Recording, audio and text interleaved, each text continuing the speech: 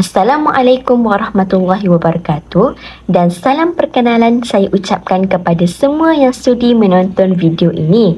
Nama diberi Aina Batrisha binti Azhar. Saya daripada unit Bahasa Melayu 2 semester 4. Video ini berkaitan tugasan 2 bagi khusus BMMB 3233 yang diberikan oleh pensyarah saya iaitu Encik Muhammad bin Cik Majid. Jadi, selamat menonton semua. Terlebih dahulu, setinggi-tinggi penghargaan diucapkan kepada pensyarah saya iaitu Encik Muhammad bin Cik Majid yang telah memberikan tunjuk ajar, nasihat dan dorongan sepanjang saya menyiapkan tugasan ini. Pertama sekali, pengenalan ini membincangkan berkaitan dua perkara utama iaitu apakah maksud ayat gramatis. Ayat gramatis merujuk kepada satu bentuk ayat yang mengikuti peraturan dan tata bahasa dalam sesuatu bahasa tertentu. Siva et al. 2024. Selain itu, ayat yang gramatis tidak hanya membolehkan penutur atau penulis menyampaikan maksud dengan jelas, tetapi juga dapat mengukuhkan pemahaman pengguna bahasa Melayu. Mengapakah penting fungsi gramatis dalam ayat? Berikut merupakan beberapa kepentingan fungsi gramatis dalam ayat. Yang pertama, memastikan ayat yang disampaikan mudah difahami dan maknanya jelas. Yang kedua pula, menunjukkan nilai penulisan baik dan profesional kerana mematuhi peraturan tata bahasa Peng dan Sulong 2019. Antara isu sintaksis yang dibincangkan dalam video ini ialah pertama, kesalahan penggunaan kata atau frasa sendi nama, kesalahan penggunaan istilah, kesalahan penggunaan kata pemeri, kesalahan ayat yang berbelit, kesalahan penggunaan klausa dan akhir sekali kesalahan penggunaan penanda wacana. Kesalahan penggunaan kata sendi nama merupakan kesalahan yang sering dilakukan oleh penulis jurnal ini. Contoh ayat yang mengandungi kesalahan ini berada pada halaman 158, perenggan 3 baris pertama. Ayatnya berbunyi seperti berikut. Secara umumnya, World Health Organization (WHO) mentakrifkan kesihatan sebagai keadaan fizikal, mental dan emosi yang sejahtera dan bukan hanya sekadar bebas dari penyakit. Jelaslah bahawa ayat ini mengandungi kesalahan kata sendi nama iaitu penggunaan kata dari. Buktinya, perkataan dari tidak sesuai dalam konteks ayat ini kerana kata sendi nama tersebut adalah bertujuan untuk menyatakan arah, masa dan tempat. Rusli dan Azman 2020. Berdasarkan contoh, perkataan dari perlu ditukarkan kepada perkataan daripada bagi membentuk ayat yang gramatis. Kesalahan penggunaan frasa sendi nama.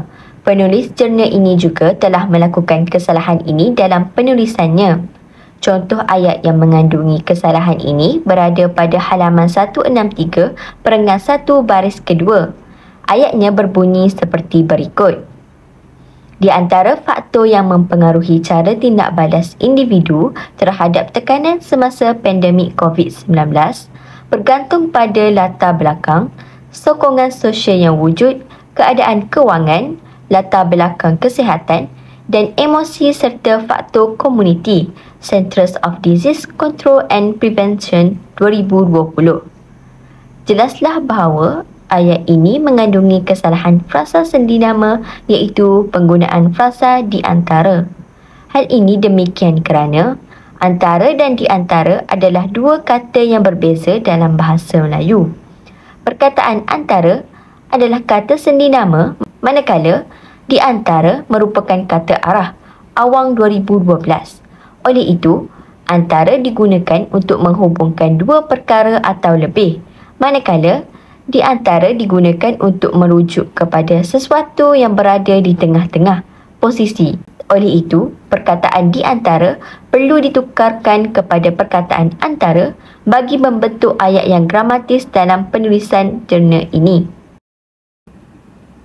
Seterusnya, penulis telah melakukan kesalahan penggunaan istilah dalam penulisannya. Contoh ayat yang mengandungi kesalahan ini berada pada halaman 162 perenggan 1 baris kelima. Ayatnya berbunyi seperti berikut. Ianya dimulakan dengan menyediakan latar belakang terhadap kandungan kajian literatur yang hendak dijalankan. Jelaslah bahawa ayat ini mengandungi kesalahan penggunaan istilah iaitu penggunaan kata ianya. Hal ini demikian kerana perkataan ia dan nya tidak boleh digabungkan kerana kedua-duanya ialah kata ganti nama diri orang ketiga. Buktinya, kata ia merujuk kepada kata ganti nama diri ketiga bagi lelaki dan perempuan, manakala katanya merupakan kata ganti nama diri orang ketiga seperti beliau dan dia. Maka ayat ini boleh dibetulkan menjadi ia sahaja bagi menghasilkan ayat yang gramatis dalam bahasa Melayu. Nazir 2017. Kesalahan penggunaan istilah yang kedua pula. Contoh ayat yang mengandungi kesalahan ini berada pada halaman 158 perenggan 1 baris ke-6. Ayatnya berbunyi seperti berikut.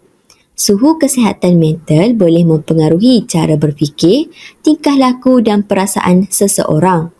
Kesalahan pada ayat ini ialah pada perkataan suhu yang perlu ditukar kepada perkataan tahap. Justifikasinya, perkataan tahap ini digunakan untuk mengukur atau menilai sesuatu keadaan atau perkembangan. Dalam konteks kesihatan mental, perkataan ini merujuk kepada keadaan mental seseorang daripada sangat baik hingga terjejas. Manakala suhu lebih tepat digunakan untuk mengukur sesuatu yang berbentuk fizikal seperti suhu badan dan bukannya keadaan mental. Oleh itu, perkataan tahap memberikan gambaran yang lebih tepat tentang skala atau penilaian dalam ayat ini. Kesalahan penggunaan istilah yang ketiga pula. Contoh ayat yang mengandungi kesalahan ini berada pada halaman 166 perenggan 4 baris ketiga.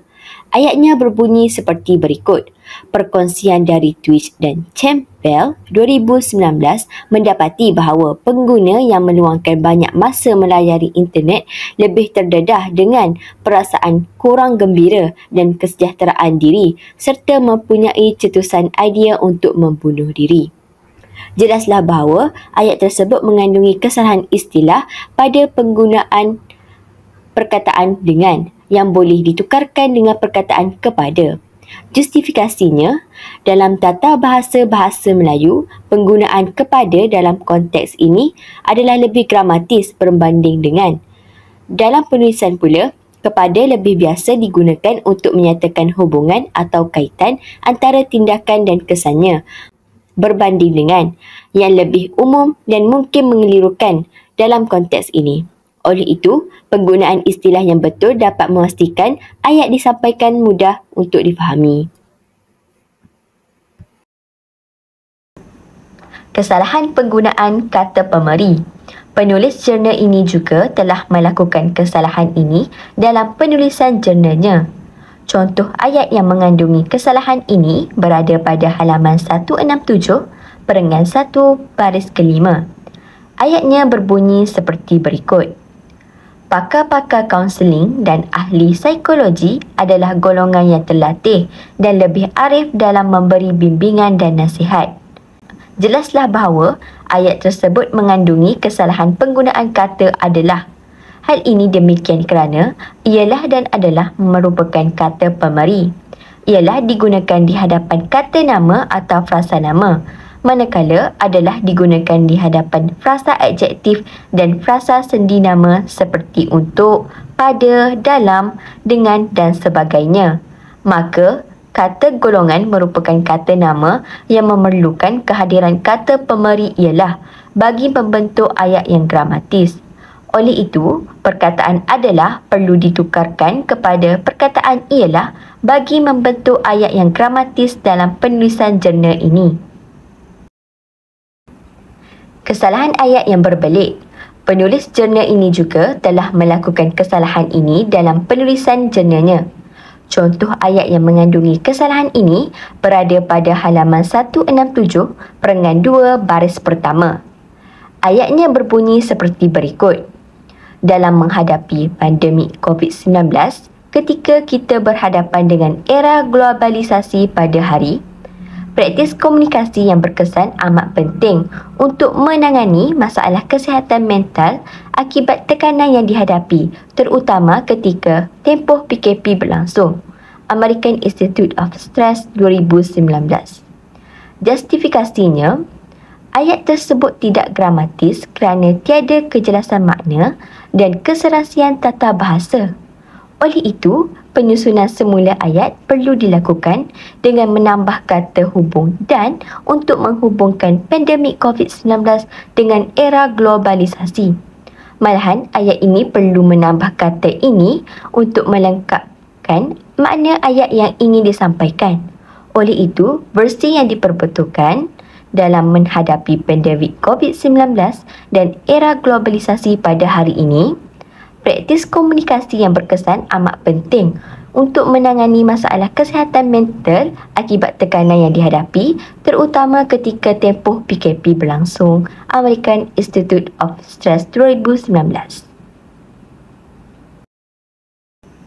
Kesalahan penggunaan klausa. Penulis jurnal ini juga telah melakukan kesalahan ini dalam penulisan jurnalnya. Contoh ayat yang mengandungi kesalahan ini berada pada halaman 168 perengan 1 baris ketiga. Ayatnya berbunyi seperti berikut. Hal ini kerana komponen emosi berkait rapat dengan aspek kesihatan mental seperti kebimbangan, kemurungan, rasa malu berlebihan, tingkah laku agresif dan bermasalah serta gagal mengawal kemarahan. Caprara et al. 2009. Justifikasinya, kerana ialah kata keterangan yang berfungsi untuk menghubungkan klausa yang menjadi keterangan pada klausa utama. Rahman 2013. Untuk makluman, klausa ialah anak ayat yang mempunyai subjek dan predikat. Hal ini tidak boleh menjadi klausa dan apabila ditambah demikian, barulah terhasil klausa yang terdiri daripada subjek hal ini dan predikat demikian. Oleh itu, klausa yang lengkap ialah hal ini demikian kerana, bukan hal ini kerana. Akhir sekali, kesalahan penggunaan penanda wacana dalam ayat yang ditulis. Contoh ayat yang mengandungi kesalahan ini berada pada halaman 170 perengan 3 baris ketiga. Ayatnya berbunyi seperti berikut. Selain daripada itu, tindakan untuk berjumpa pakar dan pegawai perubatan yang berkaitan dalam bidang bagi mendapatkan bantuan perundingan dilihat mampu mengurangkan gangguan emosi dan perasaan yang dihadapi. Justifikasinya, menurut Kamus Dewan edisi keempat 2021, selain bermaksud di samping. Oleh itu, penanda wacana selain itu tidak perlu ditambah dengan perkataan daripada. Hal ini kerana kata sendi nama daripada hanya boleh hadir di hadapan kata nama atau frasa nama yang menyatakan punca bagi manusia, haiwan, benda, perbezaan atau perbandingan. Maka penggunaan selain daripada itu merupakan bentuk lewah kerana selain itu sudah bermaksud lain daripada itu. Oleh itu, ayat yang gramatis boleh dihasilkan dengan menggugurkan perkataan daripada dalam ayat tersebut. Kesimpulan, secara keseluruhannya dapat disimpulkan bahawa penulis jurnal ini telah melakukan beberapa kesalahan bahasa merangkumi fungsi gramatis ayat dalam bahasa Melayu. Jelaslah bahawa penulis jurnal ini sudah pastilah bukan seorang penulis bahasa. Oleh itu, penggunaan ayat yang gramatis menunjukkan keindahan dalam memartabatkan bahasa kebangsaan kita. Berikut merupakan beberapa rujukan yang digunakan dalam pembentangan video ini. Di sini juga telah dilampirkan bersama jurnal dalam talian yang dipilih iaitu jurnal yang bertajuk Wabak COVID-19 Pengurusan Aspek Kesihatan Mental Semasa Norma Baharu. Sekian, terima kasih. Semoga bermanfaat kepada semua penonton video ini. Sehingga berjumpa di lain waktu. Selamat tinggal.